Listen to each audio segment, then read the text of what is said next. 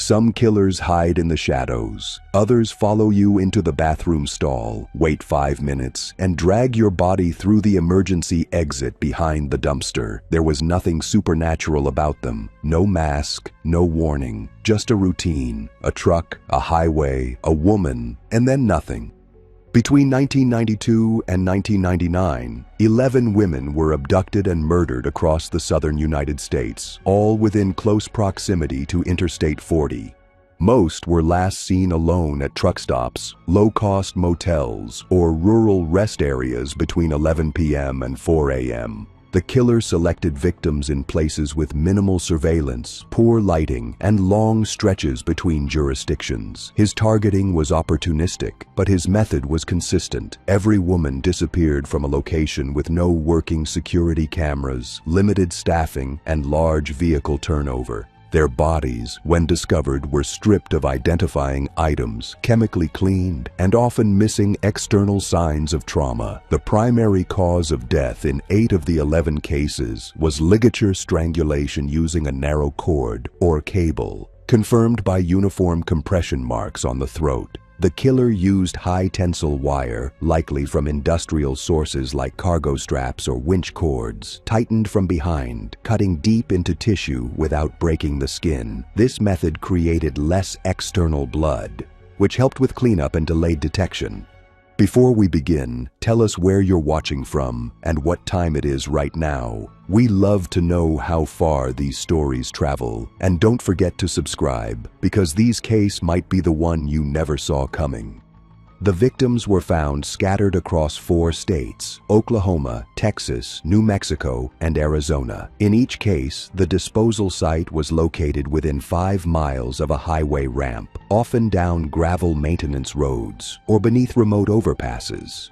Forensic teams recovered heavy polyethylene fibers consistent with commercial moving blankets beneath 3 of the bodies. One victim, Patricia Wills, was wrapped in 2 layers of plastic tarpaulin secured with bungee cords and left in a runoff ditch near Santa Rosa, New Mexico. The autopsy revealed traces of sodium hydroxide on her torso and thighs, lye used in decomposition acceleration. Her body had been shaved entirely, including scalp and eyebrows, and her fingertips were removed post-mortem. This wasn't improvisation. It was a cleanup protocol. The killer knew how long decomposition would take based on climate, rainfall, and elevation. He chose dry zones to delay exposure. In one case, the victim was injected with formalin prior to death, as discovered by the unusual presence of preservatives in lung tissue. The medical examiner concluded she was partially embalmed while still alive. No signs of sexual assault were present. This wasn't about gratification. It was a ritual. Everything was stripped, everything erased. The FBI linked the killings using fiber analysis, autopsy patterns, and an emerging cluster of forensic similarities. The polyurethane tarp fibers matched a specific brand manufactured for long-haul trucking firms. And tire treads at one disposal site pointed to a 1991 Kenworth W900, one of fewer than 300 registered in the U.S. in that configuration.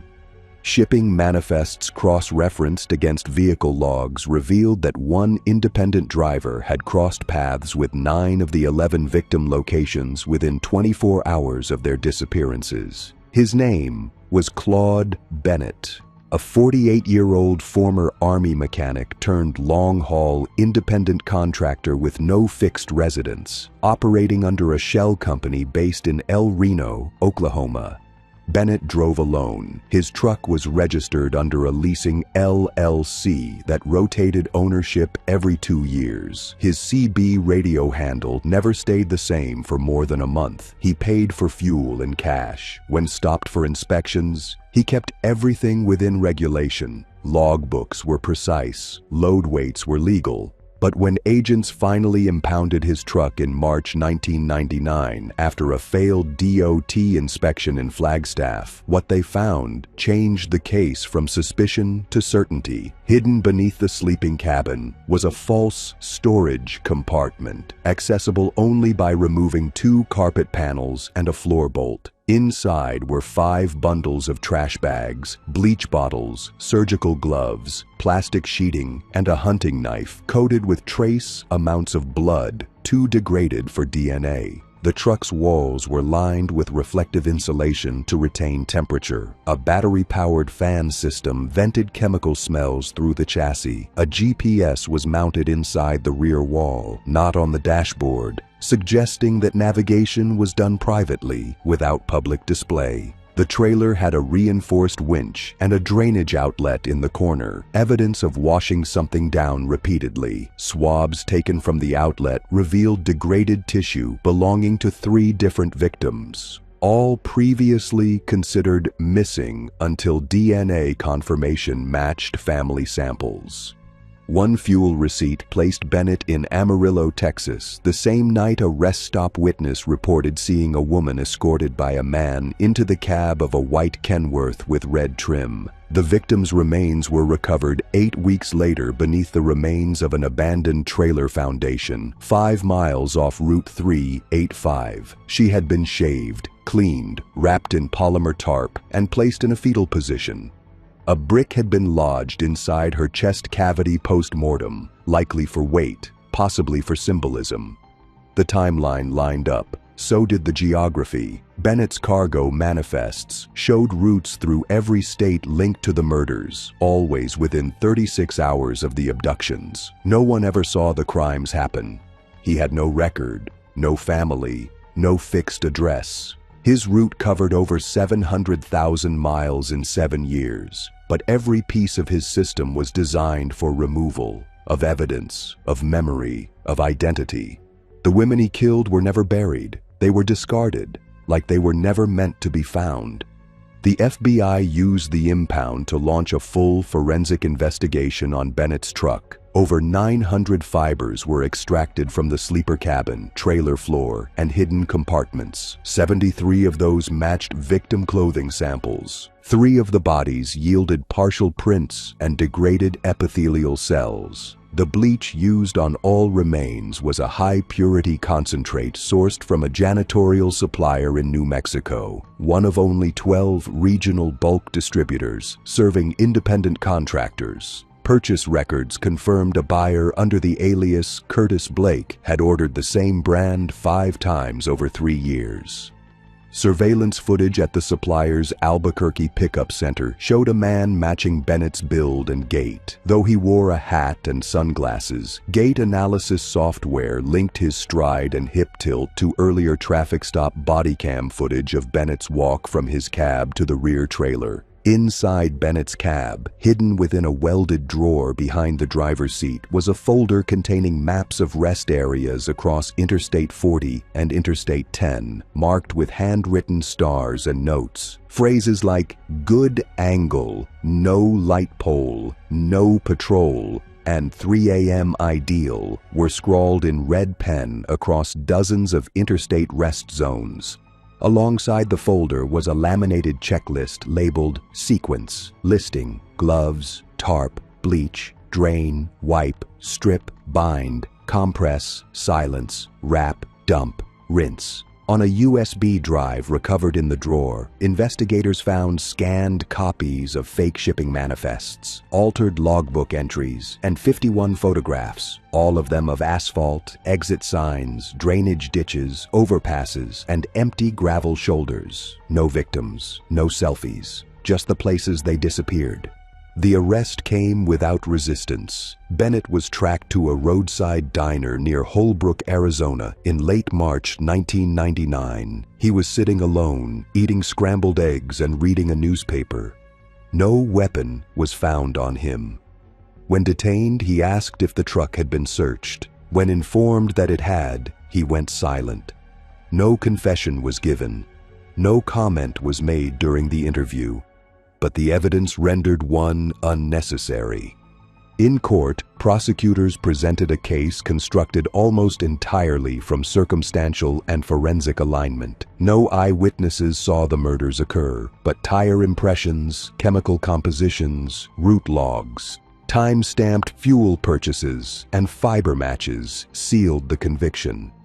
The polyethylene tarp found with Patricia Wills was a limited edition blue weave polymer issued only to 6 carriers during the 1993 Dallas Trucking Expo. Bennett's company had purchased 3 rolls. One victim's hair contained fragments of metal identical to the shavings collected in Bennett's onboard workbench drawer. DNA retrieved from drainage plugs in the truck matched 2 previously unidentified missing women from Gallup and Odessa. The total number of confirmed murders linked to Bennett stood at 11. Investigators believe the number could be double, based on the route notes and blank victim pages found in his route ledger. A final line in his route journal read, "Same spot, same system, no sound, no ID." After his conviction on 11 counts of capital murder, he was sentenced to life in federal prison without parole. His last known statement was delivered through his attorney, no statement. He refused all interviews, psychological evaluations, and appeals. To this day, the FBI classifies him as one of the most operationally precise solo killers in American trucking history. He didn't hunt, he collected. He didn't chase, he waited. But while Bennett's kills were calculated and mobile, the next subject stayed in one city, killed in short bursts, and left his signature in the silence of elevators. Over 3 summers in Chicago, one man murdered 7 strangers inside apartment buildings, all between the 5th and 7th floor, all between the hours of 2 a.m. and 4 a.m.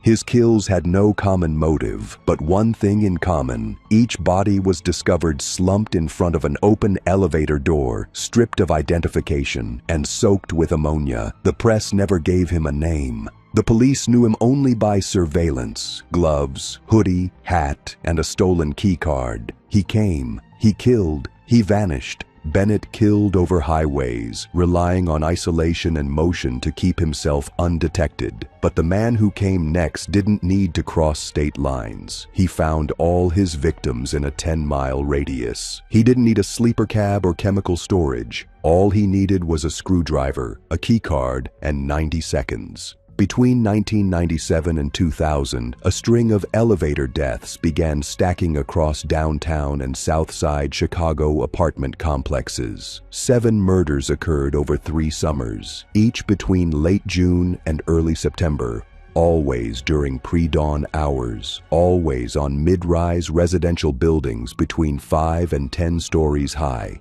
Victims were men and women aged 29 to 62. Some were residents, others were visiting. Each was discovered either inside the elevator or directly in front of the open door, eyes open, body collapsed, face forward, with no sign of struggle. There were no defensive wounds, no forced entry, no evidence of theft. In every case, ammonia had been poured across the floor and walls, likely used to destroy trace DNA. The elevator call button was always stuck down, wedged with a shard of plastic. The only footage police ever recovered was from a grainy hallway camera in Bronzeville, where a gloved man in a dark hoodie exited a stairwell, entered a utility closet using a copied key card, and disappeared into a maintenance shaft. Chicago PD didn't initially connect the murders. 2 were dismissed as unrelated cardiac events. 1 was ruled a possible drug interaction until toxicology came back clean. But the 4th and 5th cases pushed the department into pattern recognition. Both victims were found in identical posture, flat against the elevator wall, eyes dilated, mouths slightly open. 1 was a nurse arriving home from a double shift. The other, a visiting HVAC tech who left his client's unit minutes earlier. Neither had valuables missing. Both buildings had evidence of overridden security systems. Access logs showed elevators called to top floors in the early AM, then rebooted via panel reset from inside the shaft. The killer had bypassed front desk check-ins by entering through rear service doors. He used plastic wedges to jam fire stair exits open the night before, ensuring escape routes were accessible. Keycard scans were cloned, using blank badges, typically issued to fire marshals or building inspectors, something that could be bought through black market channels or lifted from unattended city vehicles. Once inside the building, he accessed elevator control panels from maintenance closets, cutting power to floor selection and freezing the elevator in place. When the elevator stopped mid-transit, between the 5th and 7th floors in most cases, the killer would enter through the top hatch, likely while the victim was alone, neutralize them using a chokehold from above, then drop into the car and complete the kill. Each death was caused by a combination of asphyxia and blunt force trauma to the throat or upper spine. The force was applied with surgical precision, often rupturing the larynx or displacing the cervical vertebrae. No signs of restraint were found. The strikes were clean, quick, and silent. The average estimated time between attack and death was under 2 minutes. In at least 3 cases, victims pressed the emergency button, but the system had already been disabled. The speaker units were cut from behind, and call response boards were ripped out in advance. In one building, a cleaner reported seeing a man exit the elevator at 3:11 a.m. with gloves on and a gym bag slung over his shoulder. She assumed he was a resident. The timestamp aligned exactly with the time of death. That was the closest anyone ever came to seeing him live. Forensics later discovered that the buttons inside each affected elevator had been scrubbed with a diluted acid blend, possibly vinegar mixed with isopropyl, strong enough to remove oil residue but not leave visible damage. The killer planned every detail. He chose buildings that lacked doormen after midnight. He never returned to the same property twice. He selected elevator shafts with corner blind spots and outdated panic systems. Investigators believe he studied building schematics ahead of time, using publicly available renovation permits and real estate listings. He tracked tenant schedules, knew when hallways would be empty, and used early summer for thermal benefit, warmer metal, lighter clothing, faster victim dehydration. These weren't crimes of passion, they were operations. Each kill window was under 4 minutes, with no prints, no blood, no camera ID, and no witnesses.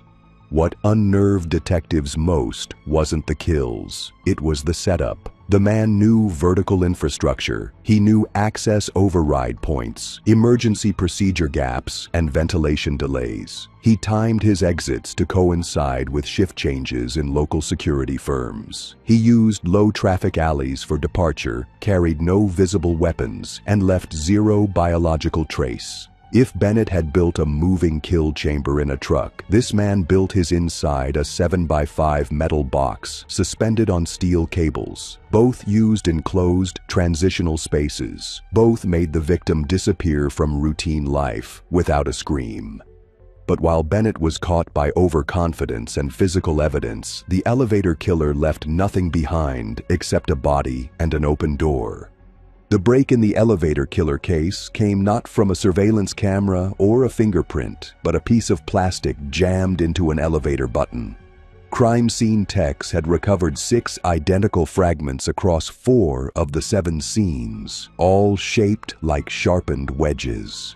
A lab technician noted that the plastic density and edge texture resembled the side casing of a specific brand of emergency response keycards, the kind issued to city contractors and fire code inspectors. When this detail was flagged, investigators cross-referenced municipal badge reprint logs and discovered that over a dozen keycards had been reported lost or stolen from a city inspection office in South Lawndale between 1996 and 1999. One of those cards had been deactivated late, nearly 9 months after it was listed as missing. Badge number 011-C. Access logs from one of the murder buildings showed a scan using that card at 2:47 a.m. on the night of the 5th killing. The card had never been used again. Investigators traced the original issue to a former elevator technician named Martin Glenn Avery, fired in 1996 for unauthorized access violations and possession of restricted schematics. Avery had never returned his gear. In fact, none of it had ever been recovered. When officers pulled his file, they found that Avery had once worked for a third-party firm contracted to maintain the same buildings where 5 of the murders occurred. His termination record included notes about him bypassing alarms and altering shaft controls for personal curiosity. At the time, no charges were filed. He had since moved 3 times and worked as a freelance electrician under a different name. The paper trail was sparse, but he had never left the area. Surveillance was set up outside his South Shore apartment. In 2 weeks, agents observed him leaving multiple times between 2 a.m. and 4 a.m., always with gloves, a bag, and a hat. He often returned drenched in sweat, despite mild temperatures. The turning point came when Avery dropped off a bag of tools at a public donation bin, unaware that one item inside, a small circuit board, contained blood residue from a 1999 victim. DNA matched the crime scene. Warrants were issued. Inside Avery's apartment, investigators found elevator blueprints for 37 buildings across the city. Some had been laminated, marked with circles and floor height notes. Several maps included annotations like dead cam, slow door, and silent exit. His toolkit was lined with homemade wedges, pre-cut plastic strips, stripped ID badges, and a stack of newspaper clippings about building fires, elevator shutdowns, and police staffing shortages. He kept no trophies. He had no photos, no social media, no friends. Inside his refrigerator were pre-filled water bottles, protein bars, and energy shots, suggesting pre-operation fueling. He had mapped entry points, escape routes, and which buildings had overnight floor buffers that would cover the hallway by 4:30 a.m. Avery was arrested in November 2000. He spoke only once during interrogation. When asked why the elevators, he said, "Because people are trapped in them and no one looks up." In court, the prosecution used his schematics, DNA evidence, access logs, and behavioral pattern to secure 7 first-degree murder convictions. He received 7 consecutive life sentences with no parole. Investigators believe he had plans to expand beyond Chicago. New York, Detroit, and Baltimore schematics were among the items in his apartment. Police never linked him to more than 7 deaths, but the blueprint trail tells a bigger story. Avery treated the elevator like a chamber. It controlled the victim's movement, silenced outside noise, and gave him vertical control. In his mind, it wasn't murder, it was engineering. He didn't need to chase victims or overpower them in the open. He needed a malfunction, a minute of silence, and a shaft hatch. Once he stepped out of the floor panel, he left behind no weapon, no fiber, no sign that anyone had ever been there. Just a slumped body and a blinking emergency button that never reached anyone. If Bennett weaponized the highway and Avery exploited vertical infrastructure, the next killer chose something even colder: refrigeration. Between 2003 and 2006, 8 bodies were discovered inside commercial ice machines and outdoor chest freezers across motels in rural Nevada. Each victim was male, dismembered, and locked inside with cinder blocks and plastic lining. The ice was always fresh, the machines were always plugged in, and by the time anyone opened the lid, the killer was long gone. From highways to elevators to refrigeration, each method refined the concept of silent death. No bullets, no fire, just stillness, timing, and disposal that removed emotion from the equation. Between 2003 and 2006, law enforcement across Nevada dealt with an increasing number of anonymous 911 tips reporting strange smells or machine leaks at roadside motels and RV parks. In 8 separate cases, those calls led to the discovery of male corpses inside old commercial-grade ice machines or discarded deep freezers near utility sheds. Each victim had been dismembered, drained of blood, and layered in sealed black plastic, with large cinder blocks placed on top of the remains, likely to prevent any shift in body weight during thawing or accidental discovery during routine cleaning. The killer targeted budget motels located on the edge of desert towns, often in low-occupancy corridors far from casinos or tourism traffic. These motels often had outdated ice machines sitting outside their laundry rooms or mechanical sheds, many of them unplugged or marked as out of order. Perfect locations for temporary corpse storage. In some cases, the machines were plugged back in post-mortem, preserving the remains and masking decomposition odors. The killer didn't remove bodies quickly. He often left them for weeks, sometimes months, relying on the cold and neglect of the property owners to keep the bodies hidden.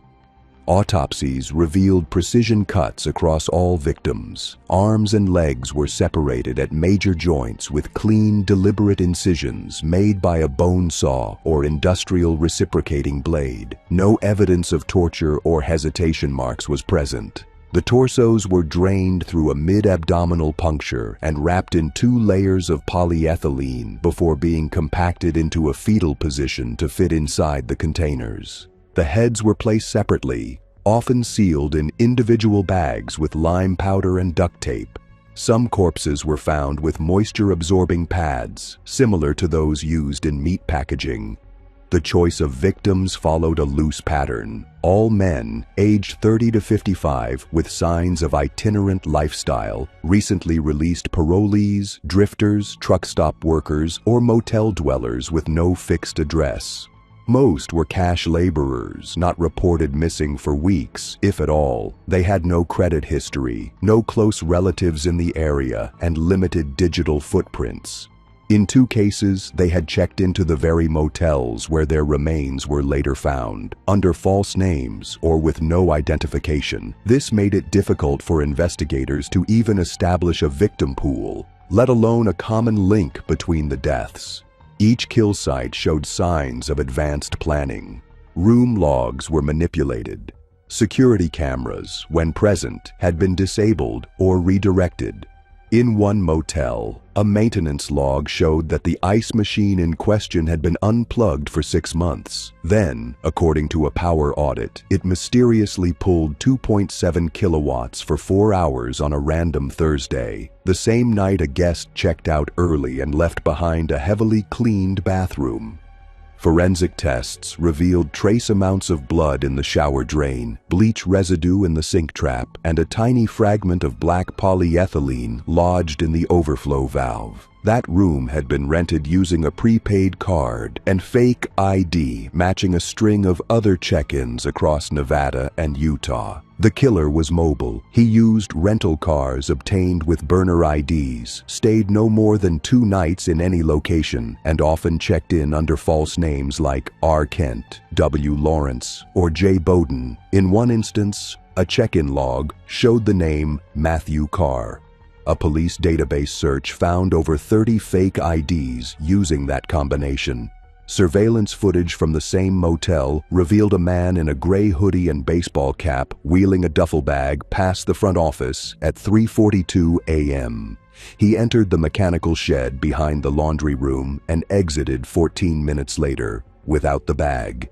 Inside that shed was a freezer, locked, unplugged, duct tape around the door. A month later, after guests began complaining about the smell, staff broke it open. Inside was the dismembered body of a 41-year-old man, missing for 6 weeks.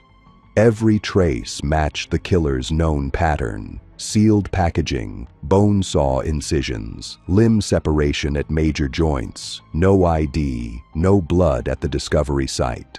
But this time, something had been missed. A single fingerprint partial lifted from the inside of the freezer handle, left under the duct tape. It wasn't enough for identification, but it narrowed down the search. Analysts determined it belonged to a male in his 30s or 40s, with likely experience in body processing or butchery. Pressure patterns on the cut bones matched those made by an orbital saw, typically used in slaughterhouses. Meat industry catalogs sold the same blade type as part of a sanitation prep kit used in low-volume processing plants. This detail narrowed the suspect pool to under 5,000 registered workers in the southwestern states. Cross-referencing that list with vehicle rental activity and motel stays near dump sites gave investigators one viable suspect: Alan Ray Greeley.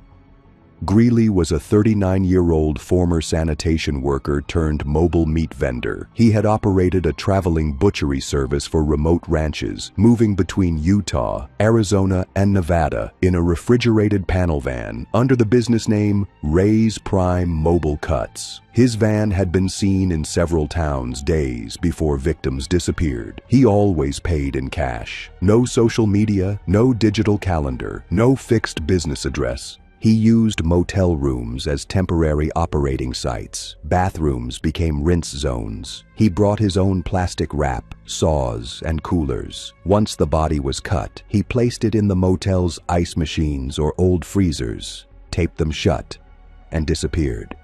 The machines disguised the smell. The delay bought him time.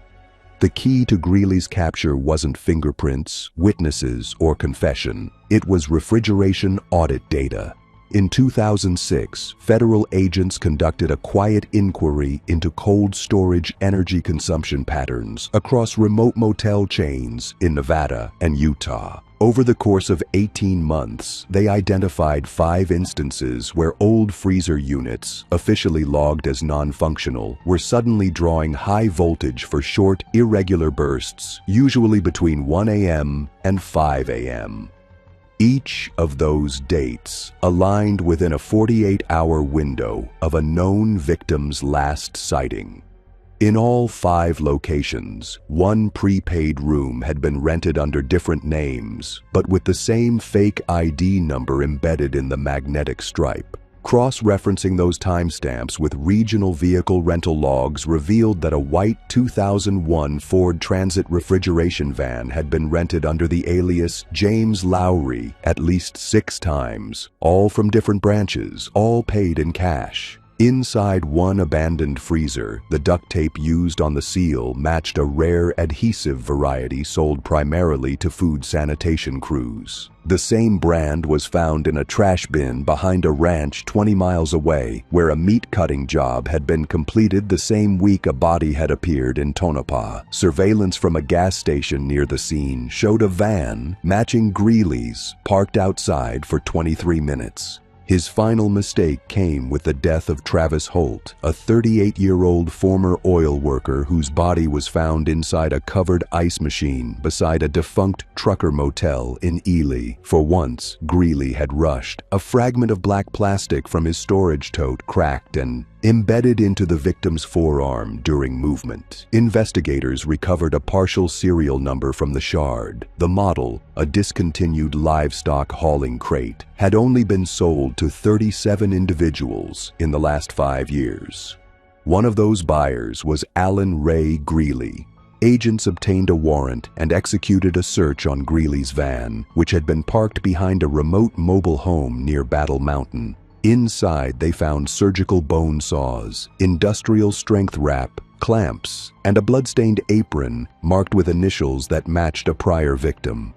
Under the passenger seat, they located a zippered pouch with burner IDs, a stack of motel key cards, and detailed route logs of towns, exit numbers, and utility access maps. One notebook included sketches of ice machine dimensions with notes like max width equals 17 inches, lid seals equals tight, and ideal body position equals knees up, head bent. Greeley was arrested without incident. In custody, he provided no explanation, no reaction. When asked why he used freezers, his only reply was, "Because people ignore what they don't want to smell." The court process was straightforward. Forensics had bone-cut patterns, matching tool marks, adhesive consistency, vehicle GPS data, partial DNA, and the tote shard. 8 victims were confirmed. Investigators suspect several more. Many ice machines across the desert had already been scrapped before anyone looked inside. He was convicted of 8 counts of murder, plus felony concealment, abuse of a corpse, and use of deceptive identification to facilitate criminal movement. He received life without parole in federal custody. What distinguished Greeley was his patience. He didn't dump bodies in panic. He stored them with purpose, in places made to preserve. His kills weren't loud or frenzied. They were portioned, vacuumed, and left where people grabbed their ice without thinking twice. Unlike Bennett's cross-state logistics and Avery's elevator ambushes, Greeley's system relied on rot prevention. His world was plastic wrap, temperature control, and compressed space. The kill was just the first step. The packaging was the real art, but where Greeley operated in isolation, the next killer moved through the nation by rail, hidden behind tinted glass, waiting for moments when his train slowed through neighborhoods. Between 2010 and 2013, 6 civilians were killed by single bullets through closed windows across 5 U.S. cities. The trajectory, angle, and timing of each shot traced back to moving trains. The shooter never disembarked. He never left evidence. He simply passed through, fired once, and vanished into motion. From refrigerated murder to ballistic perfection, the next killer transformed a moving freight train into a mobile execution platform. Between late 2010 and early 2013, 6 people across 5 U.S. states were killed by long-range rifle fire while sitting inside their own homes. The shots were clean, centered, and passed through glass windows at chest height. Each kill happened during early morning or dusk hours. In all 6 cases, local police originally suspected gang violence or mistaken identity. But when forensic teams analyzed bullet trajectory, they realized something else. Every shot had come from an elevated angle, moving west to east, and matched the path of an active freight line passing through those neighborhoods at the time of death. The first victim, 41-year-old William Hurst, was shot while watching television in his Baltimore apartment in October 2010. The bullet entered through the 3rd-story window, struck his sternum, and exited through his lower back. No sound was heard beyond the window shattering. No shell casings were recovered. No rooftop access points were found. A ballistics report confirmed the bullet was fired from a suppressed .308 round, military-grade, subsonic, and fired from roughly 200 yards away. 2 weeks later, a similar killing occurred in Dayton, Ohio. The same ammo, same elevation angle, same lack of external sound. This time, a teenage girl died instantly in her living room, sitting beneath a large bay window that overlooked the tracks. It took 3 more killings before federal investigators considered a rail-based theory. In each case, the freight line was active during the time of death, with passing trains either rerouted or running behind schedule. Security camera footage in St. Louis showed a flash inside one of the empty cars on the third-to-last car of a mixed cargo train, exactly 3 seconds before a local man was killed in his second-floor apartment. When the footage was enhanced, it revealed a short muzzle signature, a suppressed discharge, captured at the same timestamp the bullet entered the home. Now, a pattern emerged. The killer used long, open-air freight cars, typically carrying lumber, gravel, or scrap metal, to conceal both himself and his position. He climbed aboard before departure, using rail yards with minimal staffing, and entered the middle third of the train, avoiding both locomotive and tail monitors. He selected routes that passed within 300 meters of residential areas, particularly those with clear lines of sight to large windows. He fired once per pass, always from elevation, always from cover, never more than 1 shot per trip.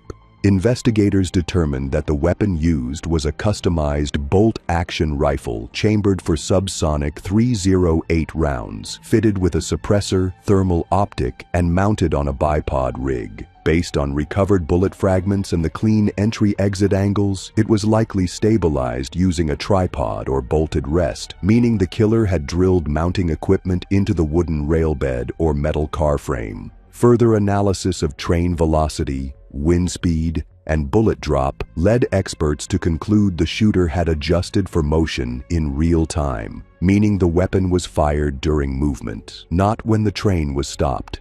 Timing was key. In one case, the train passed a residential stretch for only 16 seconds. In that window, the shooter had to unbolt a concealed panel, aim, compensate for distance, fire, restow the weapon, and prepare for extraction within minutes. If caught on board, he risked federal charges for rail trespassing. Yet he was never seen disembarking, never caught on motion sensors, never left behind DNA, prints, or brass.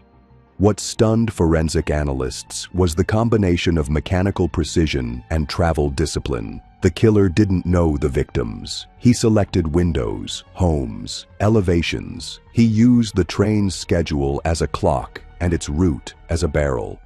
Each murder was untraceable. Each exit was 50 miles away by the time the body hit the floor. This wasn't a rooftop sniper or vehicle shooter. It was a rolling ghost with a scope and a rail map. To test the theory, agents staged a controlled experiment with a replica setup. Same train car type, same distance, same weapon. Only highly trained military snipers could replicate the accuracy, and even then, only one could do it consistently from a moving platform. The profile narrowed. Male, likely 30s or 40s, advanced firearms experience, probably ex-military, dishonorably discharged or freelance, highly disciplined and familiar with unscheduled freight movement. He had to time his boarding within 90-second windows, conceal equipment, and survive in open rail cars for hours at a time, exposed to weather, insects, and movement. He needed to know train schedules weeks in advance, likely hacked from shipping company manifests or inside dispatch data. Some believed he may have once worked in railway security or engineering, someone with enough knowledge to exploit yard blind spots, crossing delays, and low security hubs. What linked the victims? Nothing. No connections, no profiles, no race or gender pattern. The only common factor was window exposure within 250 meters of rail. The killer wasn't targeting people. He was selecting geometry. The FBI coordinated with railway security across multiple states to implement a covert tracking operation, rather than attempt to catch the shooter in action, a nearly impossible task on hundreds of miles of active freight routes. They opted to recreate his schedule. Every shooting occurred along lines operated by one of two companies, Midline National Freight and Western Inland Rail. Investigators discovered that 5 of the 6 fatal shootings occurred on days when unexpected schedule changes rerouted trains onto alternate corridors, meaning the killer had to be accessing real-time dispatch data. They focused on employees with past military service, sharpshooting certification, and digital access to routing manifests. Only one man matched all 3. Jonas Arlen Wexler, 43, a former Marine sniper discharged in 1998 for assaulting a superior officer. After his discharge, he worked for Western Inland Rail as a remote routing technician, operating from a satellite office in Greeley, Colorado. His job gave him access to internal freight updates, route changes, and train compositions, including open cargo car assignments. Wexler lived alone, had no online presence, and took vacation time that exactly matched the dates of 5 of the 6 shootings. Surveillance showed him leaving his apartment at odd hours with long duffel bags. GPS data from his vehicle placed him within 4 miles of boarding yards prior to train movements. One camera near a low-security yard in Kansas City captured a hooded man climbing onto a stopped freight car. Hours later, a homeowner in suburban Des Moines was killed by a .308 round through their second-story window. The trajectory analysis matched the angle from that exact train line at the exact time of pass-through. The breakthrough came during a forensic sweep of an old switching yard in Nebraska where Wexler had once worked. Inside a rusted boxcar used for equipment storage, investigators found bolt holes drilled into the floor of a flatbed cargo car. The bolts matched a custom tripod mount designed to anchor a rifle in place while compensating for lateral motion. A single spent .308 casing was discovered in the corner crevice, covered in grease. Ballistics matched it to the slug that killed the third known victim. Search warrants were issued for Wexler's residence and storage units. In a private shed 12 miles outside Greeley, agents recovered a complete long-range bolt-action rifle fitted with a suppressor, thermal scope, and custom rail mount. Several train maps were pinned to a wall with routes marked in red and times scribbled beside cities. Notations read, 11 clear, second floor view, and slow bend equals timing gap. Photos of homes were included, printed from real estate sites and Google Maps Street View. Each home matched an existing victim. In his garage were camouflage wraps for cold exposure, compact sleeping bags, meal packs, and a laminated card listing train stop durations. One page listed the phrase, "1 shot equals no panic." A kill diary was never found. No manifesto. No motive, only logistics. Wexler was taken into custody in late 2013. He offered no resistance and made no statement during questioning. His service record, job access, vehicle GPS, recovered shell casing, and weapon forensics built a complete case. Surveillance footage of his climbs, synchronized with dispatch data, placed him on or near each train involved in the murders. The subsonic rounds matched barrel rifling. The suppressor residue aligned with chemical traces found on window frames of the victim homes. He was convicted on 6 counts of first-degree murder and sentenced to 6 consecutive life terms. Court-appointed psychologists were denied access. The final statement from the court read, "The defendant engineered murder from behind the illusion of motion." Wexler had created an unreachable vantage point. He never needed to run. He never returned to the scene. His weapon was geography. His silence was velocity. But while Wexler operated from moving steel, the final killer worked among stillness, not in streets or forests or trains, but in cold fluorescent rooms under city hospitals. Between 2009 and 2015, 14 deaths were ruled natural by city coroners. All were reviewed by the same medical examiner. None were autopsied externally, and when a secondary scan was ordered in one case, it showed something no one expected: air embolisms in the heart, injected after death, not by accident, but by someone who handled corpses daily. The final killer never chased his victims. He waited until they were already declared dead. His arena wasn't a dark alley or highway overpass, but a stainless steel slab under LED lights. Between 2009 and 2015, 14 deaths were officially recorded as cardiac arrest, aneurysm, or unexplained collapse. Each case involved a body examined by the same municipal forensic pathologist, Dr. Elias Wren, across 3 different cities on the East Coast. He wasn't a coroner who pronounced death at scenes. He was the final checkpoint, the one who signed the report. The one trusted to verify that what killed you wasn't suspicious. But for years, what he was really doing was finishing what someone else had started, or, in several cases, creating a cause of death that never occurred. Dr. Wren operated inside the legal chain of custody. He had no need to break in, no need to sneak tools or bribe witnesses. Every body he touched was already tagged, transported, and officially documented. Once inside his autopsy suite, he had anywhere from 30 minutes to 2 hours alone with the corpse, unsupervised, unwatched, and assumed trustworthy. He used that window not to examine, but to erase, restage, or in some cases, to kill.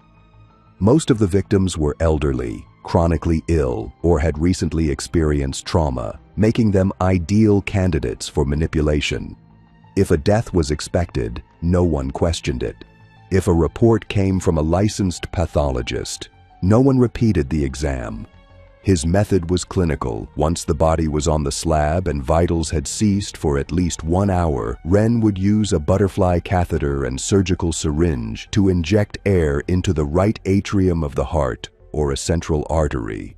The result was an air embolism, a lethal blockage that mimicked cardiac arrest or stroke. In 3 cases, he introduced potassium chloride post-mortem to alter electrolyte levels in toxicology screenings. In others, he used a Y incision to cover older bruising and removed specific organs entirely before any external review. The goal wasn't to mutilate or trophy hunt, it was to control the official cause of death. In several of the 14 confirmed cases, the victims were on the edge of survivable trauma, post-surgery, recovering from overdose, or in medically monitored hospice. Wren ended them after the fact, erased their chance of survival, then recorded it as biological failure. The first red flag emerged during an audit at the Philadelphia County Office of Medical Examiner. A 67-year-old man who died in an assisted living facility was given a rapid exam and ruled dead from pre-existing heart disease. No foul play suspected. But 2 months later, his daughter requested a private exhumation and scan. Suspicious because her father had left a voicemail the morning of his death saying he felt strong enough to leave care. The secondary autopsy revealed a rare pattern of gas emboli in the heart and lungs, inconsistent with natural decomposition and highly consistent with air introduced via syringe. The original report had no mention of this. The body had not been embalmed, meaning the air had to have entered within minutes of death. The only person with access in that time frame was Wren. Forensic consultants flagged the report. When compared to other recent cases reviewed by Wren, they noticed several patterns: bodies with no external trauma, rapid conclusion of cause of death, and shortened exam times. Additionally, Wren often waived full toxicology reports, citing clear clinical indicators of natural death. When internal oversight reviewed 47 of his past death certificates, they discovered that in 14 cases, the cause of death could not be independently verified due to missing organ samples, incomplete documentation, or inexplicable data gaps.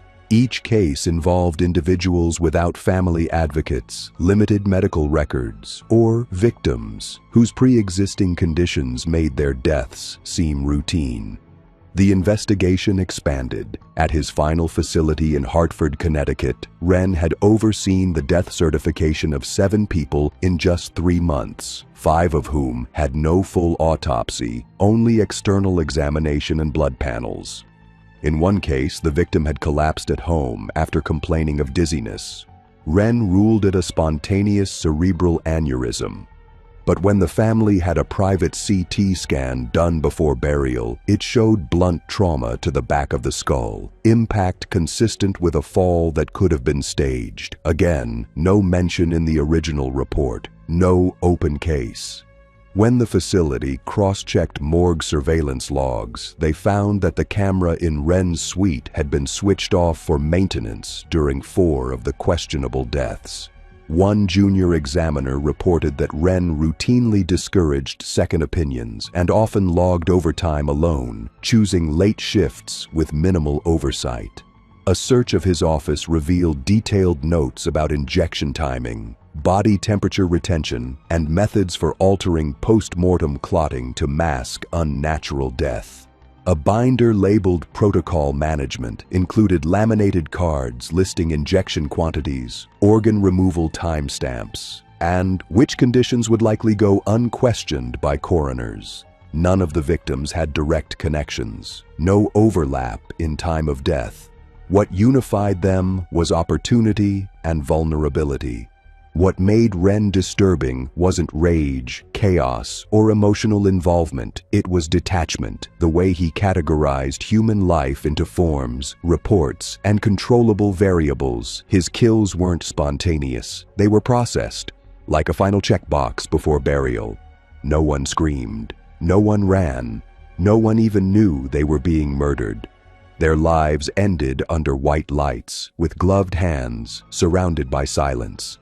The final collapse of Elias Wren's operation came through a forensic audit initiated by the Department of Health, when 3 separate families requested second opinions on deaths signed off by Wren, each pointing to contradictions between physical condition and official cause. The state launched a formal inquiry.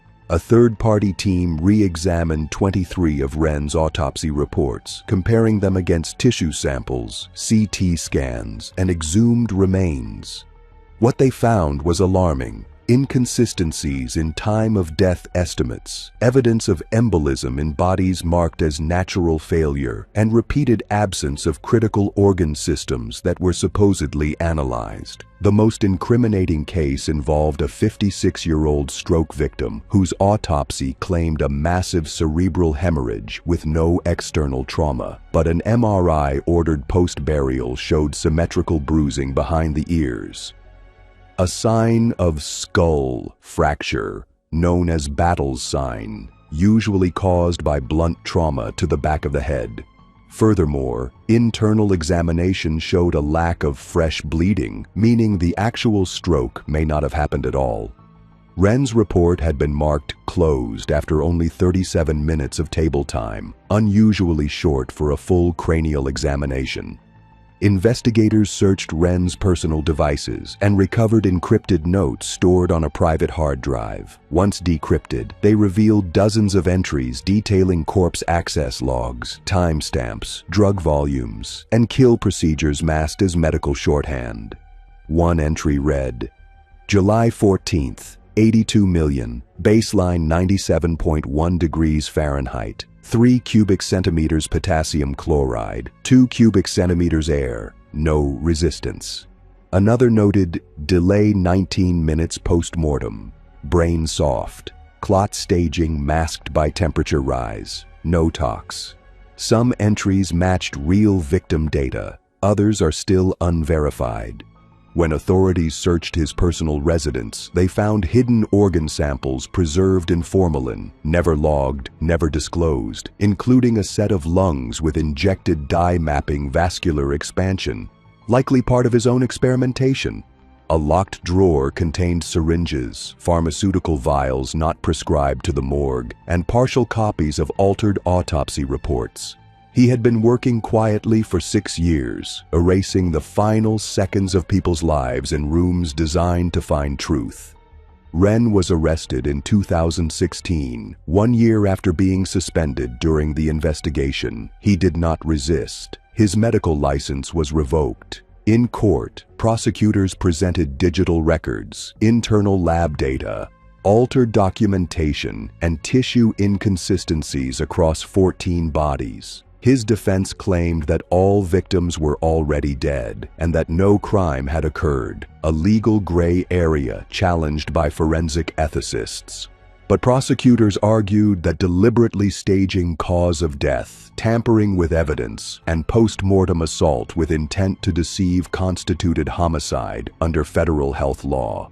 He was convicted on 14 counts of felony falsification of medical documents, abuse of a corpse, unlawful tampering, and 4 counts of homicide by medical fraud, a rare charge under U.S. statute, but applicable in this case due to intent and access.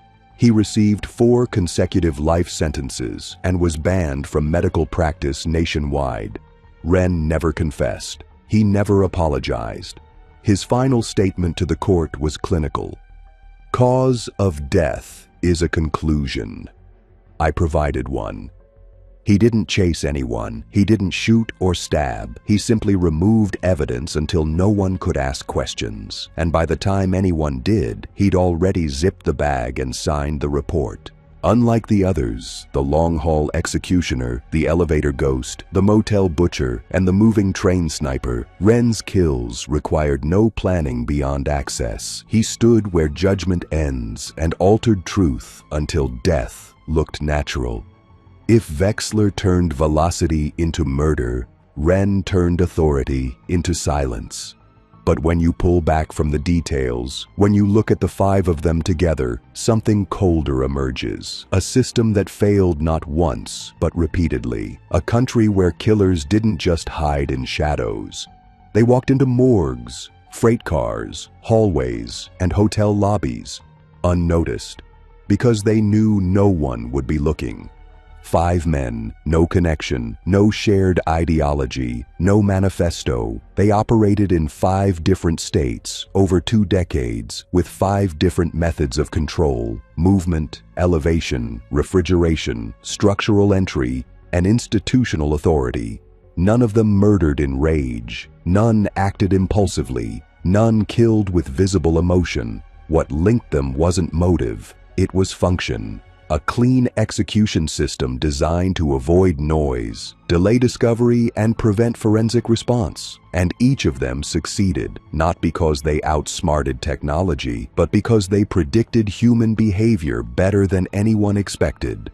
Claude Bennett mapped his routes through dead zones, places where jurisdictions stopped at county lines and where highway noise covered every scream. He didn't choose victims based on revenge or desire. He picked locations that couldn't be protected. He wrapped bodies in tarp because decomposition was a calculation. He shaved them because fingerprints could survive bleach. He didn't care who he killed, just that they could be stored and dumped in less than 7 minutes. His entire operation revolved around control over time and space. The truck was a chamber, the highway was a container, the victim was a variable removed when it no longer served function.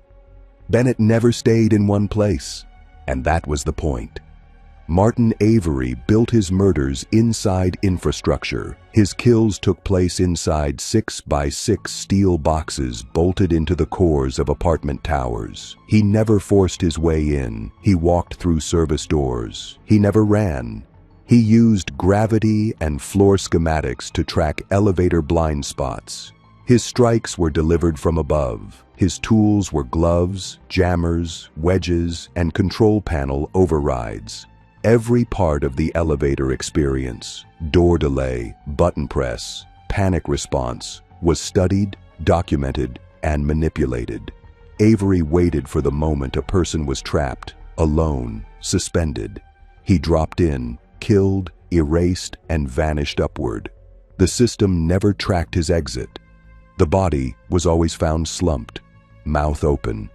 No one ever heard them die. Alan Ray Greeley didn't care about speed or movement. He relied on ice and silence. He worked within abandoned motel corridors, slipping into outdated buildings with neglected cameras and decades-old ice machines. His tools were blade kits, saws, moisture-absorbent pads, and industrial wrap. He picked victims with no known relatives, paid cash for rooms, staged cleaning supplies as if he was maintenance. Then he cut, drained, packed, and sealed the corpses inside cold boxes built to preserve. Sometimes he left them for weeks. The smell didn't come right away. By the time it did, he was 3 cities away. The body was clean, wrapped, folded, labeled only by rot. What made him dangerous wasn't the violence. It was the delay, the time he bought himself with plastic and refrigeration. By the time someone reported the smell, he had vanished off every register and returned under a different name. Jonas Wexler used velocity. He never touched the victims, never entered their homes, never stood on their lawns or rang their doorbells. His arena was a train car, moving at 40 miles per hour. He rode west to east, climbing open cargo beds, crawling behind timber stacks, drilling rifle mounts into the floor, and waiting. Each kill came with only one shot, one window, one flick of a suppressed trigger. The bullet passed through insulation, glass, clothing, bone, then silence. By the time anyone called 911, the train was 50 miles away. No one ever saw him leave. No casing, no prints, only trajectory. Wexler timed murders to the second, using rail schedules, elevation data, and public building schematics to calculate perfect alignments. He didn't care who lived in the home. Only that the window was exposed. Only that it was reachable from trackside at chest level. He created random death, not because he wanted chaos, but because he trusted no one could stop it. And Dr. Elias Wren waited until the bodies were already under his hands. He wasn't a hunter, he was a processor, the person who received the dead after the system had already failed. He used his position as final examiner to alter conclusions. Some victims had been dying but were still alive. Others had survived an event but were finished off under fluorescent light. His kills were post-event, post-documentation. He forged cause of death, eliminated evidence, injected air into the heart, modified toxicology levels, and erased bruises by cutting and replacing tissue. His tools weren't scalpels or guns. They were checklists, lab codes, and timestamp forms that no one questioned because he had the badge. Wren didn't kill in the traditional sense. He extended the moment of death until he could finish it undetected. By the time a family received the report, the body had already been signed, zipped, certified, and buried. None of these killers had personal contact with their victims beforehand. None of them needed one. The method was the identity. The structure was the weapon. Each one engineered their environment. A truck, a shaft, a freezer, a train, a morgue. Each one understood systems. Where oversight failed, where protocol lagged, where no one would double-check the file or inspect the back hallway. What they exploited wasn't ignorance, it was assumption. That no one would question a bleach-cleaned body in a drainage ditch. That no one would examine elevator logs at 3 a.m. That a hotel freezer would stay sealed until someone complained about ice. That a bullet through a window would be mistaken for gang violence. That a signed death report by a doctor would never be questioned because it had a seal on it. What's most disturbing isn't just how they killed, it's how long they got away with it. Bennett's last confirmed kill was 7 years into his route. Avery was active across 3 summers. Greeley worked for over 3 years. Wexler fired from moving trains in 5 cities without being seen once. Wren altered or ended lives for 6 years inside state-certified facilities. All 5 operated within real systems: transportation, infrastructure, hospitality, logistics, medicine, not hidden from society but buried inside its functions. Not one of them needed masks. Not one of them left a note. They just adapted to the blind spots no one else looked at. And when they were finally caught, it wasn't because someone screamed. It wasn't because they made a mistake. It was because someone looked longer than usual. Because a light stayed on in an empty hallway. Because a freezer hummed too long. Because a train passed late. Because a daughter asked for a scan. Because someone, somewhere, refused to trust a perfect report. There are serial killers who seek attention. These weren't them. These were operators, systemic killers, logistics murderers, invisible predators who passed inspection. And they all had one thing in common. No one ever stopped them until it was already too late.